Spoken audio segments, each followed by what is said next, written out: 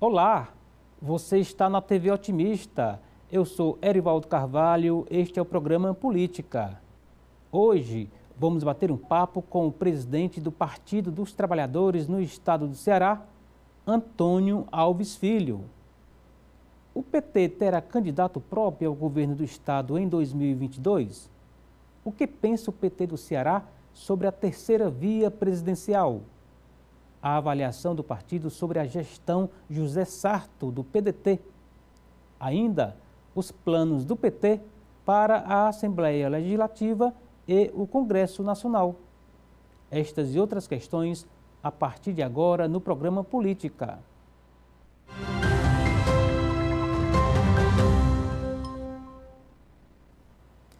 Antônio Alves Filho, mais conhecido como Conin, é advogado. Especializou-se em Direito Público e Administração Pública. Foi assessor parlamentar das bancadas do PT na Assembleia Legislativa e na Câmara dos Deputados, em Brasília. Filiado ao PT há 36 anos, Conin já foi secretário de Formação e secretário de Assuntos Institucionais do partido. Conin é presidente do partido no estado do Ceará e é com o presidente do PT, Antônio Alves Filho, o Conin, que converso no programa de hoje. Presidente, muito obrigado pelo convite aceito, seja bem-vindo aos estúdios da TV Otimista. Tudo bem com o senhor? Tudo bem, Erivaldo Carvalho, eu que agradeço o convite, é uma honra participar aqui desse programa tão conceituado aqui no estado e que também forma a opinião pública do estado do Ceará. Tá certo, a gente que agradece mais uma vez. Presidente, a gente abriu o ano eleitoral numa temperatura já bastante aquecida, né? Que geralmente se discutia a sucessão lá pelo meio do ano, etc. A sucessão de 2022 pode-se dizer que vem já desde o ano passado, até porque o presidente da República, há quem diga que não desceu do palanque, vamos falar sobre isso daqui a pouco, mas eu gostaria de começar por algo mais próximo ao senhor, que é o governo Camilo Santana, do PT, que vai agora provavelmente deixar o governo, disputar o Senado. Qual é o legado que o principal quadro do PT no Ceará hoje, Camilo Santana, deixa para o estado do Ceará, presidente? Eu considero o Camilo, Erivaldo, o melhor governador do Brasil. Com todo respeito a todos os governadores, inclusive meus companheiros do PT. O legado de Camilo para o Ceará é muito forte. Enfrentou dificuldades, não teve a mesma sorte de ter o Lula presidente, a Dilma presidente, para fazer essa parceria com o Ceará, então teve que, eu acredito que com muito mais rigor dos seus próprios esforços, conduzir o Estado nesse período, e o Ceará se apresenta hoje para o país como uma referência, por exemplo, na educação. O melhor desempenho de redes públicas estaduais de educação são disparados do Ceará, que há 6 anos consecutivos vem liderando os indicadores de educação. Você pegar a capacidade do Camilo de gestão fiscal, não com essa cartilha batida de o Estado deixar de atuar na área social, na área da segurança pública, da saúde. O Camilo conseguiu manter a saúde fiscal do Estado, investe algo em torno de 14% da receita corrente líquida todo ano, mas fazendo contratações em áreas estratégicas, contratou na segurança como nenhum outro governo contratou agora nesse período de pandemia, comprou hospitais novos, exclusivamente para o enfrentamento da Covid no Ceará, instalou UTIs em todas as regiões, reforçou a atenção médica, enfim. O Estado muito presente e com políticas sociais.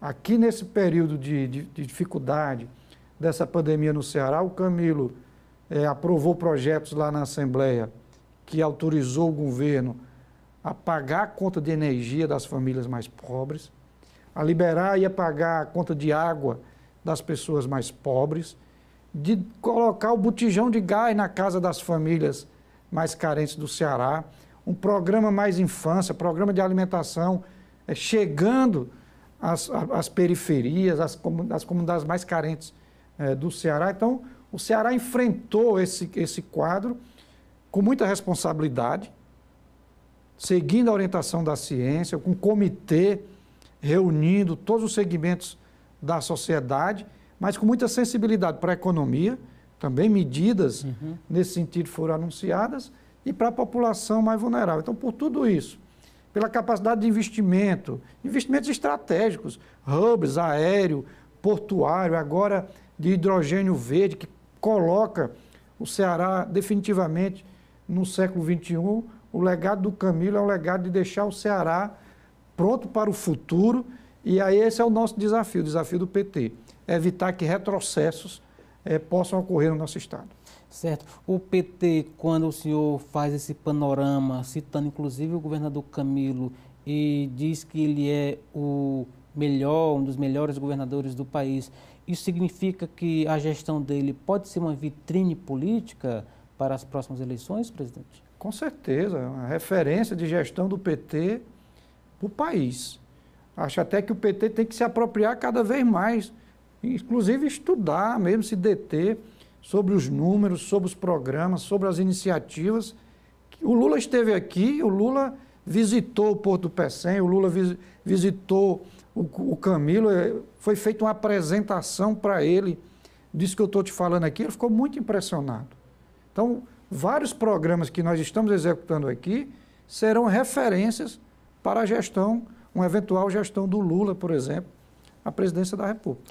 Entendi. Agora, presidente, de maneira geral, o governo federal desembolsou muitos recursos públicos para o combate à pandemia, e aí os estados, os municípios fizeram, cada um a seu modelo, a sua gestão, né?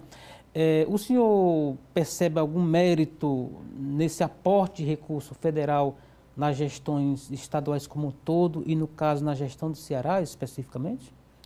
Você vê os enfrentamentos públicos que foi necessário fazer. O próprio governador tendo que se posicionar. O presidente veio ao Ceará para aglomerar. Certo. Ele foi a Tianguá, num momento crucial da pandemia aqui no estado, e juntou lá uma multidão, ele sem máscara, dando mau exemplo. Ele foi ao Cariri, fez a mesma coisa, e a pregação era sempre contra o isolamento social, contra as medidas indicadas pela ciência. Então, eu acho até que a questão de recurso, ela fica no segundo plano quando o governo atua sabotando os esforços dos governadores e dos prefeitos. Eu acho que houve uma ação do Congresso Nacional, inclusive com a CPI, que obrigou o governo federal a liberar recursos para a saúde, e até mesmo por conta do orçamento impositivo e a destinação desses recursos pelas bancadas, seja as emendas coletivas de bancada, seja as emendas individuais dos parlamentares. Então, eu não consigo, sinceramente, enxergar nenhum mérito do governo federal no enfrentamento da pandemia. Pelo contrário, a CPI revelou uma sequência de crimes nesse particular. Entendi. Já que estamos falando de cenário nacional, como que o senhor vê a pré-candidatura do ex-presidente Lula, que ainda não se declarou candidato, tem uma série de interrogações, inclusive um debate necessário sobre os problemas nacionais. A pré-candidatura do ex-presidente vai às últimas consequências? Nós teremos o Lula candidato, presidente? O PT vai fazer essa convocatória ao Lula, pelo Brasil, nesse momento que o país está vivendo. As próprias pesquisas de opinião já indicam. A população brasileira, o povo brasileiro, enxerga no Lula esse estadista, essa liderança em condições de reconstruir o Brasil e de transformar o Brasil, de virar essa página tenebrosa, que é essa passagem de um governo de ultradireita, neofascista, negacionista, com essa política de ódio, de preconceitos contra o meio ambiente, contra o povo indígena, enfim, isso tudo que o país acompanha de forma assim perplexa a cada dia. O Lula tem representado isso, a capacidade da gente virar de vez essa página da história do Brasil, e o PT vai fazer essa convocatória ao Lula. Eu sei que O ideal, talvez, nessa altura da vida, fosse o Lula concluir seus dias descansando com sua família e tudo. Mas o Brasil precisa ainda do Lula e o PT estará à altura desse desafio histórico do país. Vamos chamar o Lula, mas também vamos conversar com todas as lideranças, com todos os setores, com todas as forças políticas e sociais, todos os agentes políticos e sociais do Brasil que defendam a democracia, que defendam a justiça social neste país, que queiram o mínimo de uma agenda civilizatória que está muito ameaçada nesse momento. Quando o senhor presidente diz que o Brasil ainda precisa do ex-presidente Lula, a gente lembra aquele problema que é clássico, né, nos partidos políticos brasileiros como um todo, que é a dificuldade de geração de novas lideranças, né? A gente não tem dentro do PT uma liderança que se aproxime minimamente da estatura do ex-presidente Lula. Qual é a lição, qual é a aprendizagem que o PT precisa ter nesse momento? Porque, como o senhor falou, o ex-presidente Lula já tem mais de 70 anos, etc., já deu a sua contribuição, polêmicas à parte, enfim. O senhor, como dirigente, é adepto dessa tese de que os partidos, de maneira geral, precisariam discutir, fomentar o surgimento de novas lideranças? Eu acho que a indicação do Lula é uma consequência da própria manifestação do povo brasileiro. Mas o PT tem muito esse cuidado dessa renovação geracional no partido. Se nós formos ver, o governador Camilo Santana tem 52 anos. Você tem o Haddad, que disputou a presidência da República e fez um bom papel, poderá ser governador, inclusive, lá em São Paulo, vai se apresentar em São Paulo. O Rui Costa na Bahia, o Elton Dias no Piauí, são de gerações que vieram posteriormente. São lideranças regionais. São lideranças regionais, mas que alcançam reconhecimento nacional. Eu acho que o Haddad tem esse perfil, o Camilo tem esse potencial. Então, acho que o PT está tendo essa atenção. É sempre importante trabalhar com a juventude, com as novas gerações. Nós temos toda uma atenção para isso também. Temos uma Secretaria de Juventude que trabalha muito intensamente essa renovação geracional no partido. Mas não deixa de ser uma atenção sempre presente. Mas acho que esse momento ainda é para o Lula. Certo. Quando o senhor cita algumas lideranças regionais e o governador Camilo, eu gostaria só de fazer uma adenda, que o governador Camilo chegou ao governo do Estado não exatamente pela via lulista do PT, e sim a partir de um grupo, né, liderado pelos Ferreira Gomes aqui no Ceará. Desse ponto de vista, ele pode ser tido como uma liderança petista, já que ele chegou ao governo via o grupo que hoje está no PDT? Não tem nenhuma dúvida. O Camilo é do PT, o PT se orgulha muito de ter o Camilo nos seus quadros e a identidade do Camilo com o PT é muito firme. O Camilo está há muitos anos no PT, mais de 20 anos no PT, e acho que o Camilo foi escolhido governador por ser petista. Ele foi escolhido candidato a governador pelo PDT, pelo governador Cid, exatamente por ser petista. Você se recorde que no Ceará teria uma disputa, e teve uma disputa com o MDB, que também era da base do presidente Lula, com o senador Eunício. E o fato de Camilo ser do PT foi fundamental para a sua escolha. Reforça essa escolha. Eu compreendi assim. A candidatura do Camilo pelo PT meio que neutralizou a participação do presidente Lula aqui no Ceará. Ele acabou que nem veio para uma campanha, nem para outra, o que possivelmente seria diferente se fossem outros nomes de outros partidos. Entendi. E já que a gente está falando aqui de história, o governador Camilo, por diversas vezes, defendeu a união entre o ex-presidente Lula e o ex-ministro Ciro Gomes. A essas alturas do campeonato, presidente, parece-me cada vez mais remota a possibilidade, né? Eu também acredito que a essa altura a nós nos cabe conduzir o projeto Lula à presidência da República e entender a candidatura do Ciro, a candidatura do PDT, como uma aspiração legítima do partido dele. Então, para nós, a nossa preocupação é com o nosso projeto. Entendi. E acreditamos que o Lula está bem posicionado e acreditamos também que, inclusive aqui no Ceará, o povo cearense vai majoritariamente é acompanhar esse projeto com o Lula. Mesmo aqui no PDT, provavelmente seguindo com um candidato pedetista, né? Eu acho que no caso do estado do Ceará, dá para a gente entender as candidaturas à presidência da República nesse âmbito, das aspirações legítimas dos partidos, Sim. e colocar em discussão a necessidade de a manutenção dessa aliança aqui no Ceará, em nome dos interesses estratégicos do Ceará, mas numa convivência de respeito, numa convivência com um candidato ou uma candidata que saiba interpretar, que saiba dialogar, que tenha capacidade de convivência com essa pluralidade aqui no Ceará.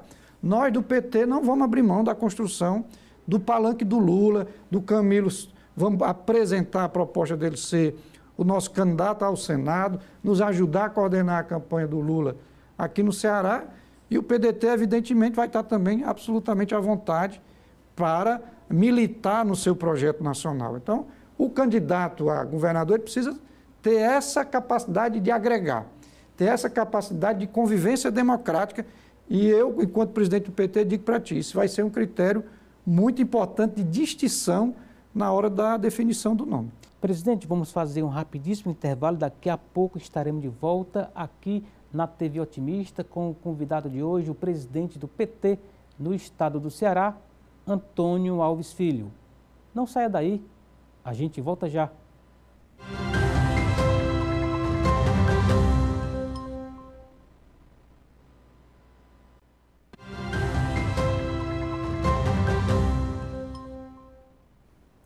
Estamos de volta para o terceiro e último bloco do programa Política de hoje. Você está na TV Otimista, eu sou Erivaldo Carvalho e a gente recebe Antônio Alves Filho. Ele é presidente do PT no estado do Ceará. Já falamos aqui sobre candidatura presidencial, governo do estado. Vamos agora falar um pouquinho sobre a prefeitura de Fortaleza, que é gerida por um pedetista, né, o prefeito José Sarto Nogueira, presidente, e que há poucos dias teve a entrada de um quadro, né, petista, né, um muito conhecido ex-prefeito de Quixadá, Hilário Marques. Conte para a gente essa história, como que se chegou ao Hilário Marques para entrar representando o PT justamente numa gestão pedetista aqui na capital. Olha, Erivaldo, primeiro lembrar que nós tivemos candidata à Prefeitura de Fortaleza, Sim. que fez um excelente papel. Eu próprio coordenei a campanha, fui um dos coordenadores da campanha da companheira Luiziane Lins. Então, eu quero aqui, antes de mais nada, fazer esse reconhecimento. Disputamos a eleição, no primeiro turno, apresentamos o nosso programa, nossas convergências e divergências com o projeto que o PDT estava conduzindo na cidade. E no segundo turno não tivemos nenhuma dúvida entre o representante do bolsonarismo na cidade e o candidato do PDT. Nós anunciamos o nosso apoio ao candidato Sarto, hoje prefeito Sarto. E fizemos isso sem exigir absolutamente nada, nem presença em governo, nada disso. Fizemos por entender que naquele cenário o candidato do PDT era o candidato que melhor poderia atender a cidade de Fortaleza. Passou-se o tempo, chegou agora já um ano de gestão, final do primeiro ano de gestão. Tanto o governador Camilo como o prefeito Sarto decidiram antecipar as exonerações dos seus auxiliares que vão disputar eleições. Sim. Houve exoneração na prefeitura, houve exoneração no governo, e o Hilário foi, digamos assim, surpreendido por esse convite. O Ceará inteiro conhece a capacidade, a competência do ex-prefeito Hilário. É um quadro histórico, né? Quadro histórico, foi prefeito 4 vezes de uma cidade importante do Ceará. Um dos primeiros deputados estaduais. Foi da primeira bancada de deputados estaduais. Ele é até constituinte, salvo engano. Exatamente. Ele foi eleito em 1986, Isso. junto com o João Alfredo, a primeira bancada do PT na Assembleia Legislativa. Então, o Hilário me ligou, me consultou, digo, olha, Hilário, respeitando a posição do PT de Fortaleza, quem trata desse assunto é o PT de Fortaleza, mas o Hilário não é filiado em Fortaleza, não tem atuação militante aqui em Fortaleza, é lá do Quixadá. Eu compreendo esse convite como um gesto do prefeito Sarto de boa convivência, de sinalização para a construção da aliança em nível estadual. A manutenção do projeto. A manutenção desse projeto no Estado. Então vamos comunicar ao PT de Fortaleza, mas eu acho que você deve aceitar. E ele, inclusive, me perguntou se eu iria para a posse. Eu disse, se você me convidar, eu vou lá. E fui. Esteve, saiu na foto, sim. Estive lá na foto da posse do Hilário. Mas digo para você, quem vai decidir, o PT vai para a gestão, vai para a base da gestão, é o PT de Fortaleza.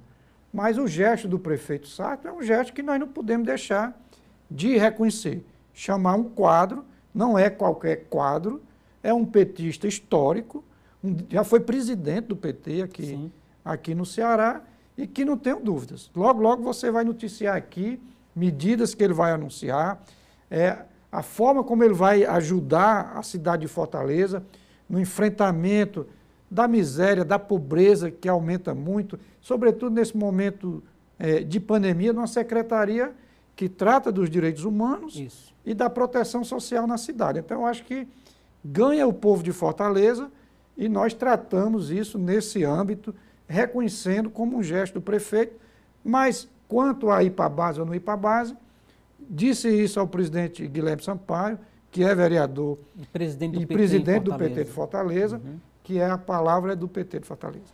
Em outras palavras, o senhor diz que a ida de Hilário para a gestão Sarto não interfere no alinhamento da bancada na Câmara de Vereadores. Isso. A bancada segue autônoma, a bancada, né? e o PT de Fortaleza vão, ao seu tempo, construindo essa relação com a gestão. Lógico que o Hilário, secretário, os vereadores, os petistas de Fortaleza sabem que tem total acesso ao Hilário, tem total acesso para as informações, para conhecer as políticas que ele vai e já está desenvolvendo na cidade, e a relação só tende a melhorar. Entendi. Aproveitando aqui, falando de Câmara, como é que está a bancada na Câmara Municipal lá? Nós temos 3 vereadores, como é que está, Coninho? Eu considero uma bancada muito qualificada. A vereadora Larissa Gaspar faz um excelente mandato nessa linha de defesa dos direitos humanos. Você tem o vereador Guilherme Sampaio com experiência de vários mandatos, inclusive esteve agora na Assembleia como deputado estadual. Acredito, inclusive, que vai ser candidato a deputado e vai ser eleito para a Assembleia. E o Vicente, que está lá, é vereador, estreante, mas um médico, muito atuante nessa questão da saúde, principalmente a saúde mental aqui em Fortaleza. E o PT de Fortaleza, o PT do Ceará, nós nos sentimos muito representados e honrados com a atuação desses 3 companheiros lá na Câmara Municipal de Fortaleza. Eu já sabia que a vereadora Larissa era pré-candidata a estadual. Também, Então verdade. Será ela pré-candidata e também o Guilherme. O Guilherme, que exerceu o mandato recentemente. Deputado, né? Eu acredito que deva, inclusive o PT do Estado está apresentando essa demanda para ele vir compor a nossa chapa. E a Larissa também, pelo mandato que está realizando, dará uma grande contribuição, sendo candidata, agora pré-candidata, a deputada estadual pelo PT. Isso significa dizer que a tendência, pelo raciocínio do senhor, presidente, é que a bancada de deputados estaduais venha a ser ampliada, ou os nomes que estão lá são candidatos à reeleição? Como é que fica? A tendência é ampliar, né? A minha convicção é de que nós vamos ampliar. São 4 hoje. Hoje nós temos 4 deputados. O deputado Fernando Santana, né, que é vice-presidente da Casa. Isso. O Elmano, que é o líder da bancada. O deputado Moisés Braz, que vem do movimento sindical rural e é o presidente da comissão de agropecuária da Casa. O deputado Acrisio Sena, que foi vereador, presidente da Câmara de Fortaleza, está lá atuando nas comissões de educação, de meio ambiente, também fazendo um bom mandato. E novas lideranças do Estado inteiro. Acho que nós vamos fazer uma chapa, constituir uma chapa para a Assembleia muito forte, e inclusive com a possibilidade de novas filiações agora no momento da chamada janela das filiações partidárias. Esse diálogo também nós vamos iniciar no partido após a reunião do diretório. Certo. Por minha conta e risco, a deputada Augusta Brito é um desses nomes, né? está sendo É uma conversado. excelente deputada, tem muita afinidade com o PT e será uma grande honra se a Augusta decidir vir para o PT e eu espero que decida. Certo. Como é que o PT está fazendo o cálculo? Porque não temos mais coligação proporcional, as federações partidárias estão meio emperradas, provavelmente não vai dar tempo o PT fazer federação com o PSB. Isso quer dizer, Coni, que a tendência é o PT lançar uma chapa sangue puro para deputado? Nós ainda estamos aguardando essa definição sobre as federações. Isso se dá no âmbito das direções nacionais. O PT, nacionalmente, está fazendo um esforço para a construção de uma federação. Continua conversando com Seria o PSB e PSB, PCdoB, conversa com o PV, conversa com o PSOL. A rede também, né? A rede, não tanto, mas também tem sondagens. O Lula conversou com o Randolph, né, recentemente. Parece até que vai para a campanha, né? Na provável ficou bem candidatura, alinhado nesse sentido. Mas isso é uma construção feita em nível nacional, que tem vinculação em todos os estados e terá impacto direto na composição da chapa aqui. Lógico que se for federação, a quantidade de candidaturas é a mesma, é 100% mais um das vagas em disputa, portanto, 47 vagas para todos os partidos da federação. Se não tiver a federação, as vagas ficam só para o partido. Isso implica necessariamente menos candidaturas de todos os partidos que estiverem compondo federação. Acredito que até o final de fevereiro nós tenhamos isso equacionado. Porque o PT pediu mais prazo e não obteve, né? Mais prazo para discutir, né? Até julho, de ontem para aí, hoje já né? teve aí algumas novidades, estão recompondo um fórum de discussão disso, definiram a composição, proporcionar a participação dos partidos. Eu ainda acredito que esse debate vai destravar e que há ainda a possibilidade das federações. Então, do ponto de vista... É uma boa saída, Coninho? É uma novidade, né? Na política do Brasil, no nosso sistema eleitoral. Então, é algo que a gente tem que ir conhecendo e vendo, tentando conhecer melhor, aprofundar, mas sem medo de avançar, de experimentar, se for o caso. Eu entendo que, do ponto de vista nacional, você ter um bloco de partidos, não é uma coligação que termina no dia da eleição. Ela tem que durar pelo menos 4 anos. Então tem que ter afinidade programática, tem que ter afinidade política, já meio que delimita um campo de apoio do projeto nacional em cada estado. Você já parte ali com a federação e alguns partidos equacionados em cada estado. Então tem prós e tem contras, e isso está sendo discutido em âmbito das direções nacionais. Agora, muitos partidos, principalmente os menores, embora de expressão histórica, se incomodam com essa tentativa do PT ser hegemônico dentro da federação, né? Eu estou citando aqui o PCdoB, o próprio PSB, o PV. Como é que o PT lida com isso, com essas críticas de que busca ser o hegemônico dentro do grupo? Com quem eu tenho conversado, e converso mais aqui em nível estadual, presidente do PCdoB, presidente de outros partidos, o sentimento é o melhor possível. Inclusive, o PCdoB é um dos que tem muito interesse na federação, porque ajudaria o partido a superar a cláusula de barreira, seria mais favorável para a continuidade da militância política do PCdoB. Então, nós não sentimos assim essa reação, essa crítica no âmbito das negociações, das conversas que estão se dando, e acredito que isso vai ser feito com muita maturidade, pensando no país, pensando na necessidade de termos de volta no Brasil um governo progressista, de esquerda, democrático, popular. Então isso tudo vai permeando essa discussão e o ineditismo também, e a gente vai lidando com isso no dia a dia. Claro. Presidente, de maneira geral, os partidos políticos no país têm priorizado a busca de eleição de bancadas fortes, né, na Câmara dos Deputados, né? O PT, todos os demais partidos, né? Isso sinaliza o quê? Que o projeto de discussão dos desafios nacionais e também dos desafios locais, estaduais, ficam em segundo plano quando os partidos priorizam apenas a eleição de deputado e não, por exemplo, uma candidatura a presidente? No nosso caso, nós estamos priorizando a candidatura a presidente, Uhum. mas em função da candidatura a presidente. Em função do que nós, inclusive, nossa experiência com a Dilma, que sofreu um golpe. Nós temos plena consciência da importância da eleição de deputados federais e de senadores. Para dar sustentação. Para dar sustentação ao nosso Uhum. projeto nacional. Entendi. Daí porque aqui no Estado nós vamos discutir muito a prioridade que nós queremos dar para a candidatura do governador Camilo ao Senado.